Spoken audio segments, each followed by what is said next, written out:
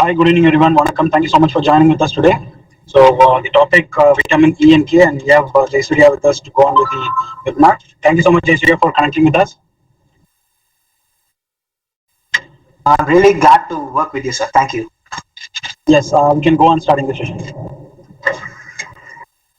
Sure, sir.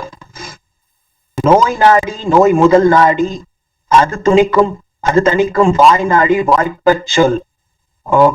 Probably most of us would have come across this Tirukkural. Let me just explain the Kural first of all, prior to my introduction and to the introduction into the topic. நோயை அறிந்து கொண்டு நோயின் காரணத்தை தெரிந்து கொண்டு அதை போக்கும் வழியை புரிந்து கொண்டு மருத்துவம் அறிந்து வெற்றியாக்க செய்க. This is the explanation of the Tirukkural which I have said. So first of all, most of us are acclimatized to this Google doctor, something called as searching for this, searching for all the diagnosis, prognosis and treatments, abiding by the Google. Let me tell you why I wanted to start with a Kural, this Kural, and why I wanted to emphasize this Kural first of all. Because most of us, most of the people are abiding with the Google for solutions rather than approaching a doctor, where the Google has not got any correct solution. It doesn't have a proper solution. So people, the MBBS people or the doctors, they don't directly jump from sky. They just sit for 5 years and 3 more and something around 13 years and so on to become a complete doctor or a complete super specialty doctor. So my dear people, kindly abide by your doctor rather than going with the Google. Yeah. Now coming to the topic. Once again, happy evening, guys. This is Jayasuriya from Tagu Medical College. I would like to sharpen your ideas regarding the vitamin E and vitamin K. Let me focus on vitamin E first of all. The chemical name of vitamin E is tocopherol. About 8 tocopherols have been identified so far, and among them, this alpha tocopherol is found to be most active. And tocopherols have something called as a chromatin ring, quite deep into the biochemical thing, where something like a ring system is seen. So this ring system plays a key role in their chemical activity.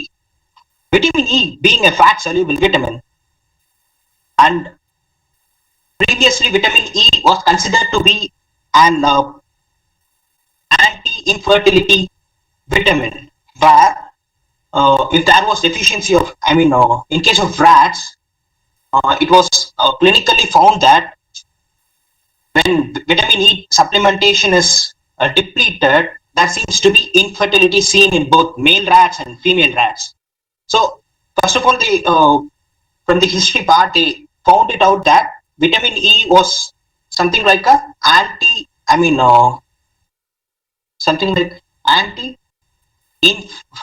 infertility vitamin. Now moving, thereafter they found that the role of vitamin E was, the primary role of vitamin E was its antioxidant property.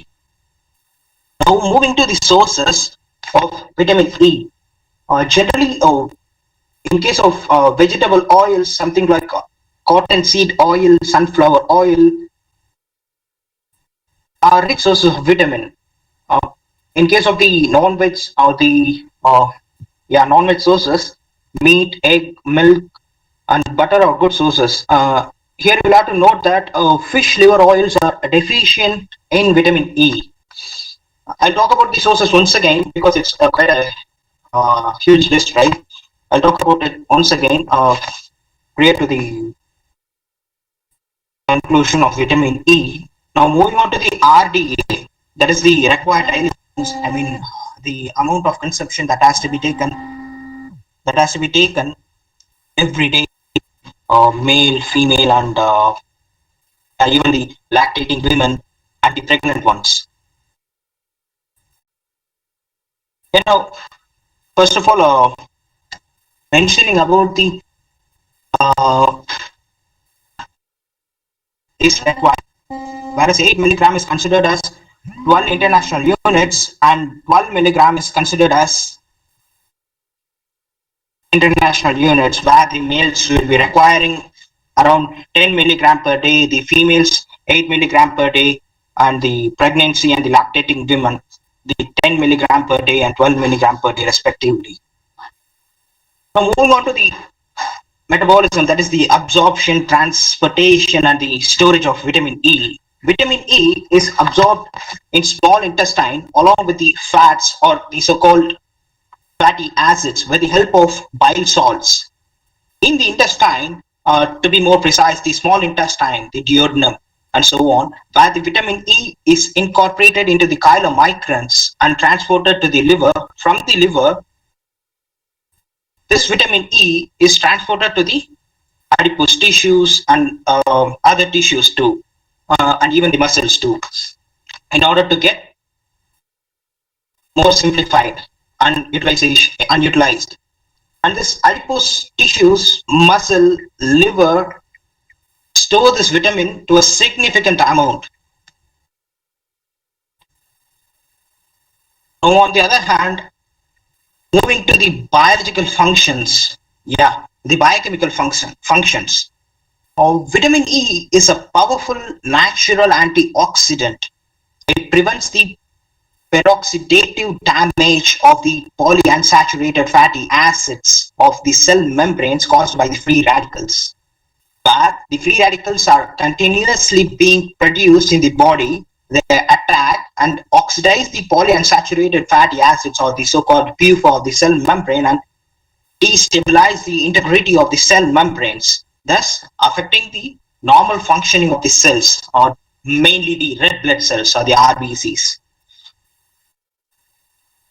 And vitamin E is a powerful and being a powerful antioxidant which destroys the free radicals and it prevents their peroxidative damage on the cell membranes. Generally, to be in simple terms, free radicals are generally, continuously produced in our body due to multiple biochemical reactions that are occurring in our body.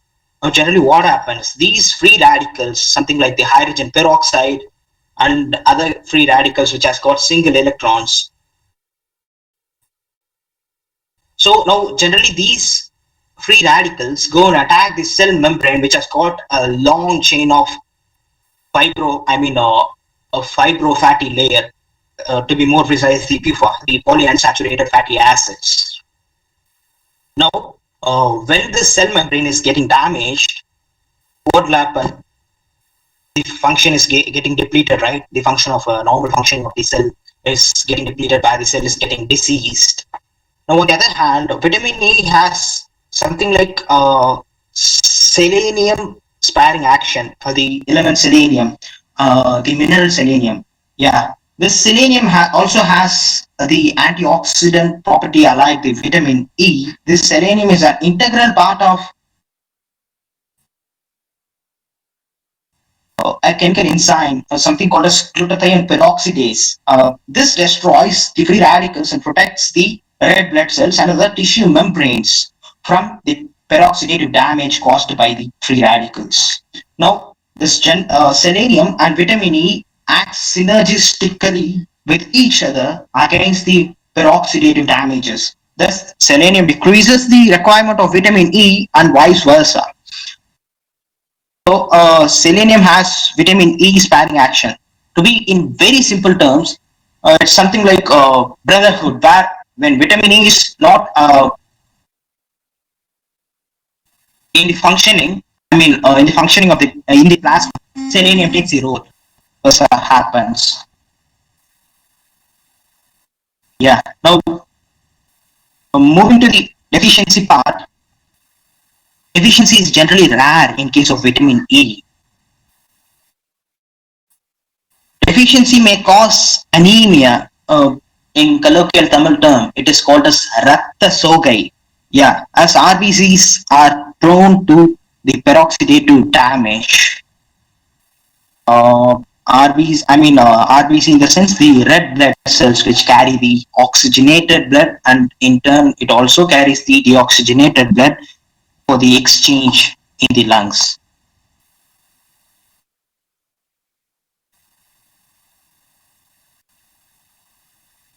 Now, once again, coming to the sources of the vitamin E, where the green leafy vegetables is also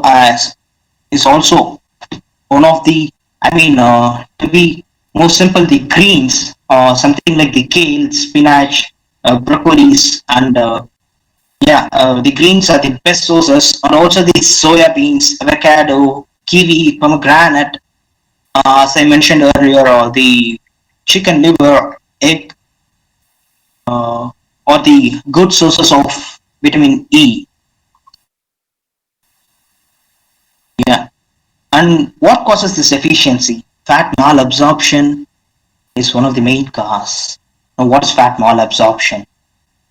Generally, the fat that we take inside, that is, when we ingest fat, it is getting digested, that is broken down into simpler components by the effects of the bile that is secreted from the liver and stored in the gallbladder, and once again being released through the tubes, a common tube from the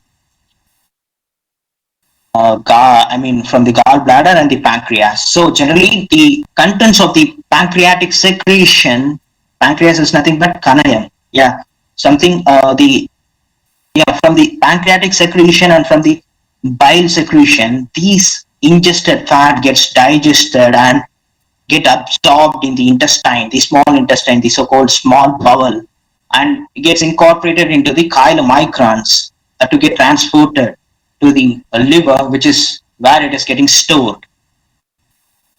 Yeah, when there is some obstruction or there is some stoppage of the secretion of these glands, and this release from the release of bile from the gallbladder, what happens? There won't be any digestion of the fat that was ingested. So this creates something called as malabsorption. So when the fat is not getting digested and gets absorbed, the vitamin which is dependent on the fat, that is the fat soluble vitamin E, is doesn't get absorbed along with the digested fatty acids. Now, in case of premature infants generally are more deficient in case of vitamin E, where they must be given a huge amount of supplementation as prescribed by the doctor as per his convenience towards the um, body state of the child, that is the newborn child. Now, prior to moving to the toxicity, in case of this premature infants, where there will be something like the intestinal flora, the bacteria, the good bacteria that is there in the intestine that helps for the the digestion of the vitamin E is also deficit in case of the newborn babies. So generally, what happens?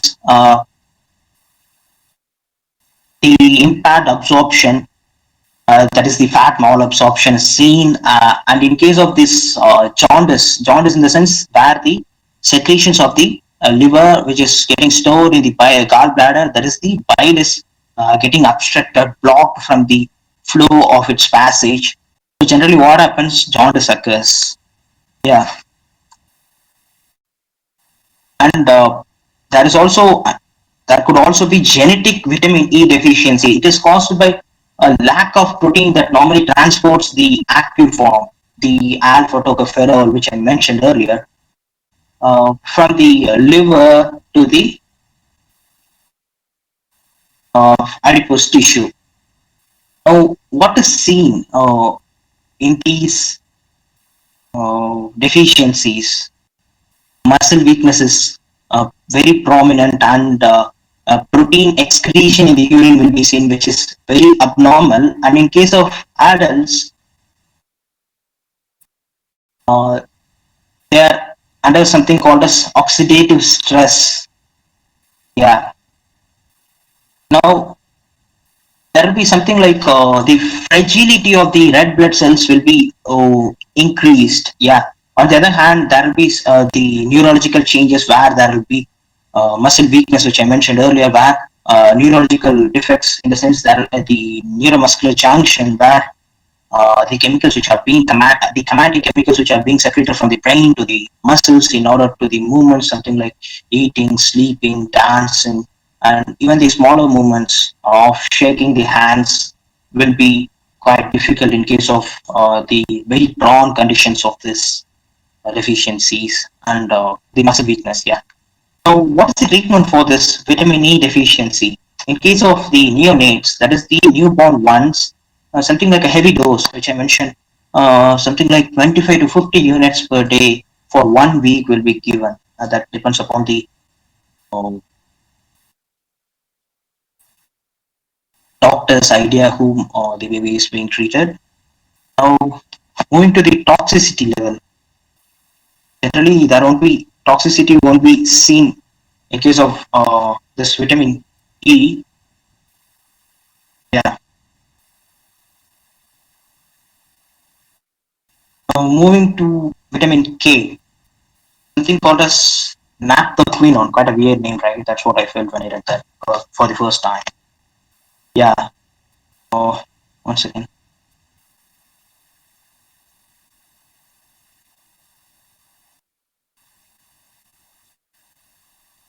Yeah, let the slide load.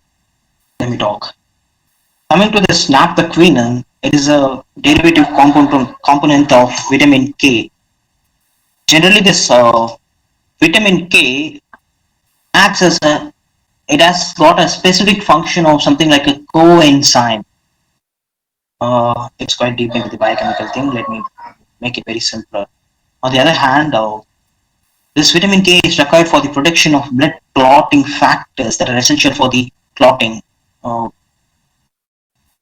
something called as coagulation. Now, this vitamin K exists in three forms, something called as K1, K2, and K3. Being a hydrophobic or the lipophilic, or to be in simple terms, the fat soluble vitamin, it comes under this group of vitamin, the fat soluble vitamin. That is vitamin K1, K2, and K3. They are termed as the philaquinone, menaquinone, and menadione or menadiol diacetate. These are generally the found in sources like, I mean, the philaquinone, that is the vitamin K1 is found in the green vegetables, the menaquinone, the vitamin K2, that is generally synthesized by the intestinal bacteria with differing lengths of side chains. And the menadione or the menadiol acetate or the synthetic compound that can be metabolized to philaquinone.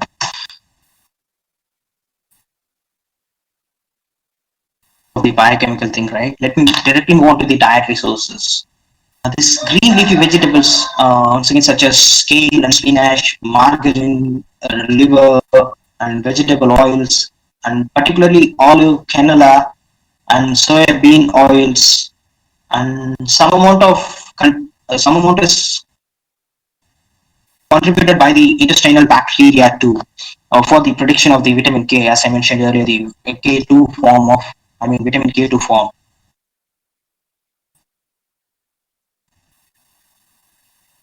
Required daily elements, but it's something around like 500, I mean, sorry, 50 to 100 microgram per day if the vitamin K is synthesized by the intestinal bacteria, that is the intestinal flora. If the vitamin K is not synthesized by the the intestinal flora, that is the vitamin K2 form, then something like 1 to 2 milligram per day has to be taken, that has to be consumed.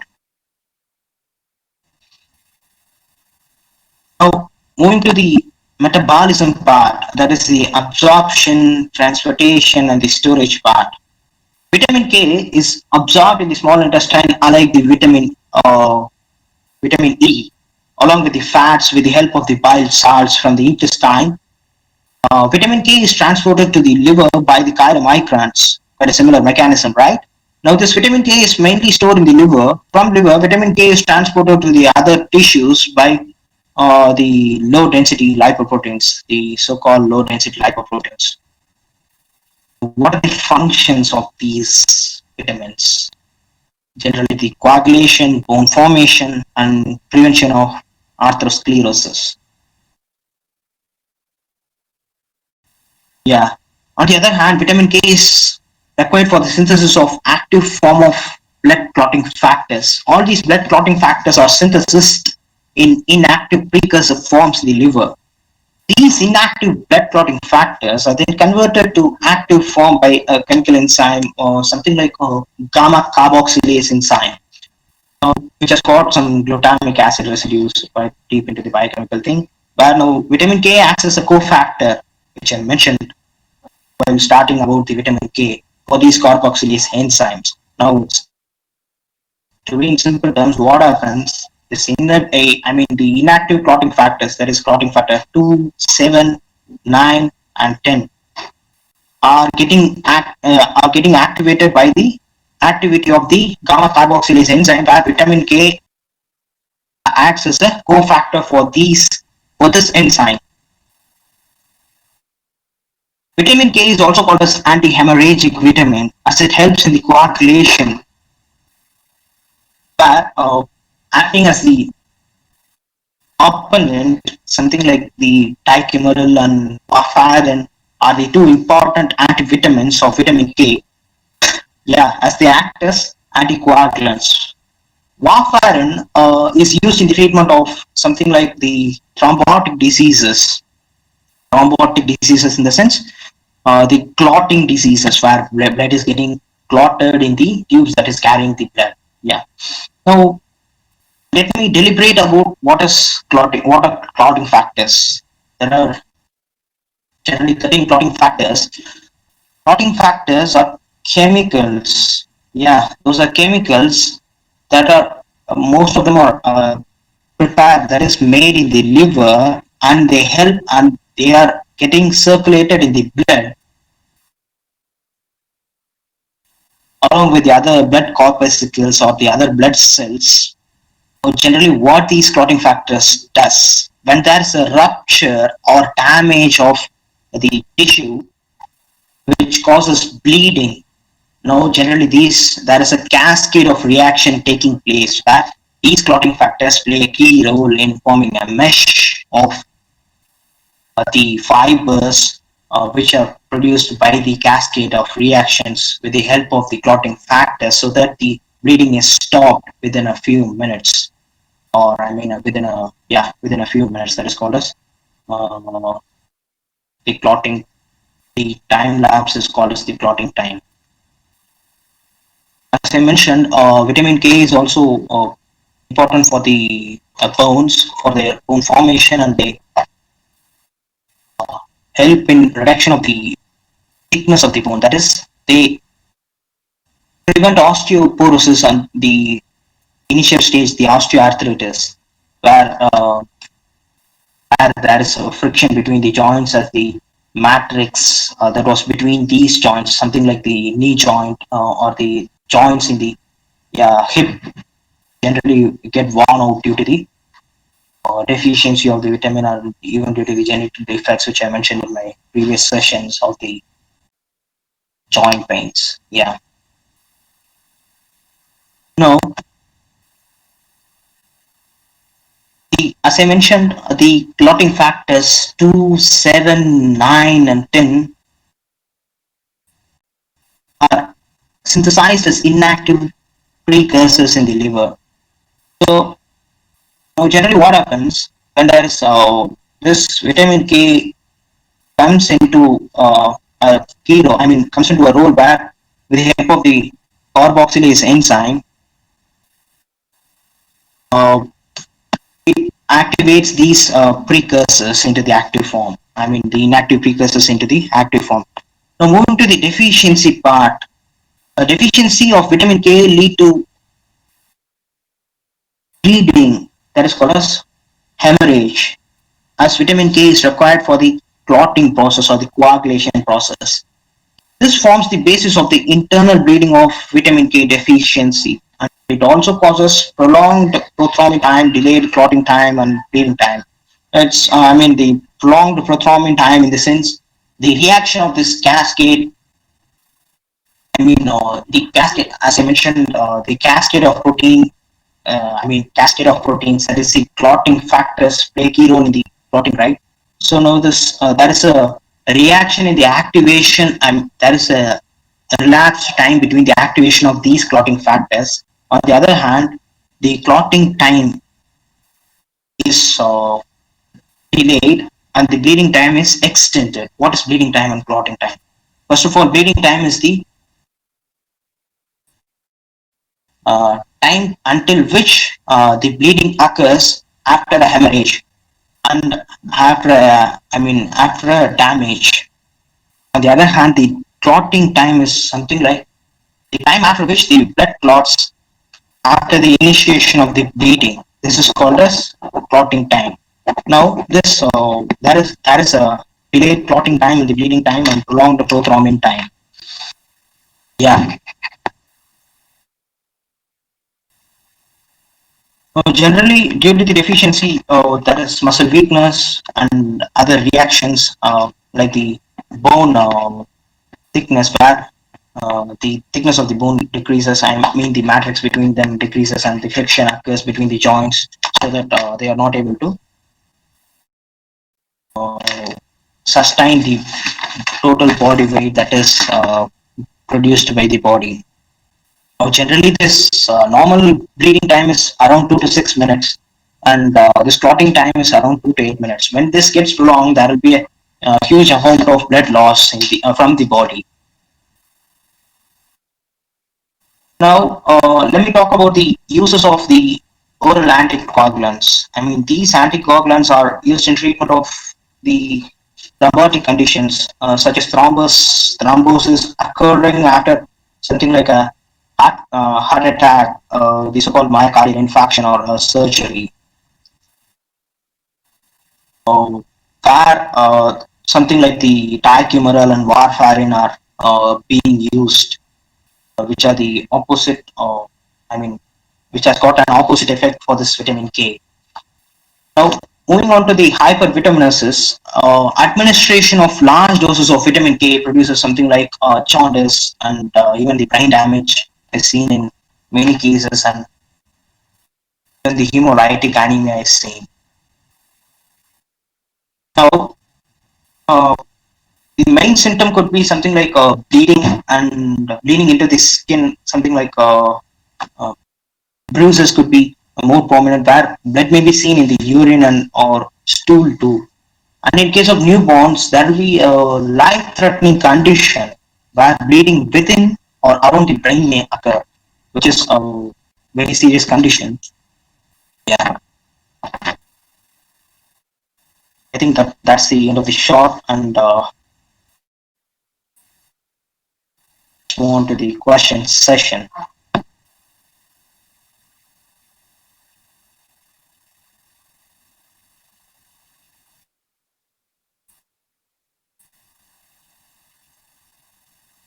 As you can put up your questions and queries. And prior to that, as I mentioned earlier, that will be prolonged bleeding, right? In case of vitamin K deficiency, and in case of damage to the nose, in case of a trauma, that is when there is damage to the nose or the nasal passage. Generally, people tend to tilt the head backwards. Now, what happens while tilting the head backwards? The blood flows into the foot pipe, and there will be stomach irritation. So the patient might, the person might have a reflex action where a vomiting can occur. So generally, what has to be done is, when there is injury in the nose, you must tilt the head forward so that the blood bleeds out, as there will be clotting factors taking the getting into action, the clotting will occur. So leaning forward is the best option than leaning backward in case of nose bleeding. Yeah. Thank you. The questions, please.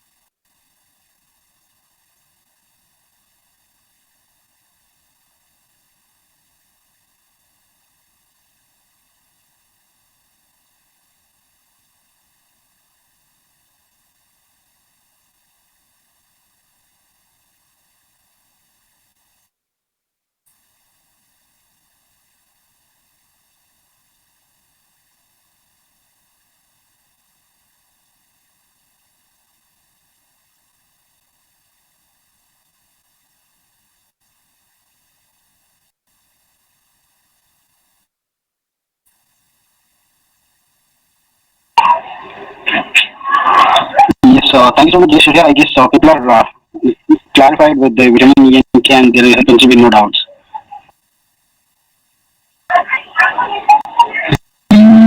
That really sounds great. That really sounds great, sir.